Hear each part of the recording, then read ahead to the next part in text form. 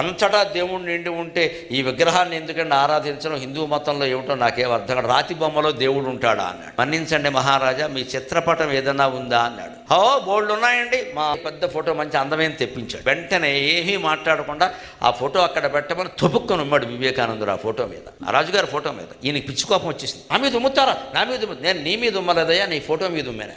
అది నా ఫోటో అన్నాడు. నీ ఫోటో మీద ఉమ్మితే నీకెందుకు బాధ కలిగింది? అది నా ఫోటో కదా అన్నాడు. నీ ఫోటో మీద ఉమ్మితే నీకు బాధ కలగడం నిజమైతే దేవుడు బొమ్మ దగ్గర పువ్వు పెడితే దేవుణ్ణి చేరుతుంది అనడం ఏమైనా అనుమానమా? నిజమే కదా, నిజమే కదా. ఇది విగ్రహారాధనలో రహస్యం. మరి అవమానం నిజమైతే సన్మానం నిజమే కదండి. మామూలుగా ఏదైనా ఫోటో కింద పడితే వేరే విషయం, దేవుడు ఫోటో పడితే మనం ఊరుకోలేదు. దేవుడు ఫోటో వరకు ఎందుకమ్మా, మన సంస్కృతి ఎంత గొప్పదంటే ₹10 బిళ్ళ కింద పడితే కళ్ళకు అద్దుకుని లోపలేసుకుంటాం. ₹10 ఏం వస్తుంది? ఏమి రాకపోతుంది లక్ష్మీదేవి. అలా అలవాటు చేశారు చిన్నప్పటి నుంచి. ₹1 బిళ్ళ అలా కళ్ళు తీసుకుంటా కళ్ళకద్దుకో. అదే మన విగ్రహారాధన అందుకే చేస్తాం పిచ్చాళ్ళం.